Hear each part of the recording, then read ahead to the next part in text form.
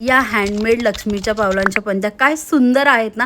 आणि प्लस ह्या LED lighting एक नंबर. ते कुठे भेटतील ते तुम्हाला मी सांगतेच, पण त्याआधी गुड मॉर्निंग गाईज, कशा आहात तुम्ही सगळे? आय होप तुम्ही सगळे मस्त असणार, मजेत असणार. आज संडे एकदम आरामात जाणार आहे. सो म्हटलं आज काहीतरी नवीन रेसिपी ट्राय करावी.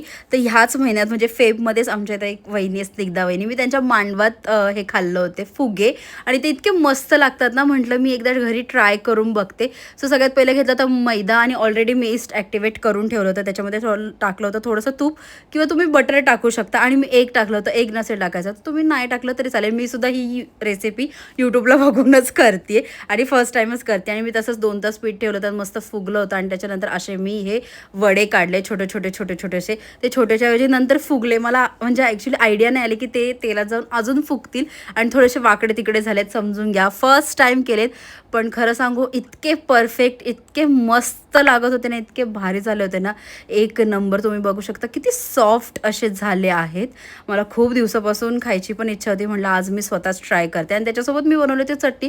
तुम्ही हे नॉनव्हेज सोबत पण खाऊ शकता. हे ईस्ट इंडियन रेसिपी आहे आणि खूपच मस्त लागतात. इवन तुम्ही चहासोबत पण खाऊ शकता, खरंच छान लागतात. मी चहासोबत पण खाल्लं, मस्त लागत होते. आणि त्याच्यानंतर आमचा फिश पॉट बघा, दोन्ही मासे मेले, काय उपयोग झाला नाही. आता पोरं तर एकदम नाराजच होतील. त्याच्यानंतर रेडी होऊन निघाले होते बाहेर, बिकॉज मला थोडेसे प्रिंटआउट्स घ्यायचे होते, प्लस एका महोत्सवाला जायचं होतं. 7 आणि 8 म्हणजे 2 दिवस लागलं होतं.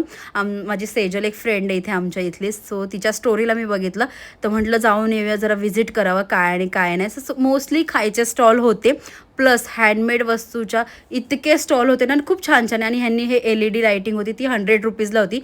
त्यांचं पेज मी खाली टॅग करेल, तुम्ही नक्की त्यांच्या पेजला जाऊन व्हिजिट करा. प्लस भरपूर साऱ्या व्हरायटीज होत्या. आणि हे हळदी कुंकवाचा करंडा होता, काहीतरी मण्यांचं त्यांनी बनवलं होतं, पण छान होता, एकदम मस्त होता, डिसेंट असं दिसणारं होतं. मोस्टली सगळं हँडमेडच वस्तूंचे स्टॉल लागले होते. आणि त्याच्यानंतर आम्ही एका राजस्थानी फूड स्टॉलवर गेलो, आणि तिथे पण खूप सारे व्हरायटी होत्या. एकदम शाळेतल्या आपल्या मिळायच्या ना, शाळेच्या बाहेरच्या, त्या होत्या. तो मला बोलला ही कैरी ट्राय करून बघ. मी केली, इतकी आंबट होती ना, पण मस्त होती. आणि त्याच्यानंतर मी ह्या स्टॉलवर पण गेले, हा काकूंचा स्टॉल होता, आणि ह्यांनीसुद्धा हे सगळं हँडमेड बनवलं होतं. पण त्यांची जी फिनिशिंग आहे ना, इतकी सुंदर होती ना, खूपच मस्त. मी यांचं पेजसुद्धा खाली टॅग करेल, तुम्ही नक्की त्या पेजला जाऊन व्हिजिट करा. आणि खूप रिजनेबल रेटमध्ये ते विकत होतं हे सगळं. आणि त्याच्यानंतर हे बॅग्स, पर्स, असं सगळं म्हणजे भरपूर काय काय होतं. पण आज लास्ट डे होता, मी आजच गेले होते.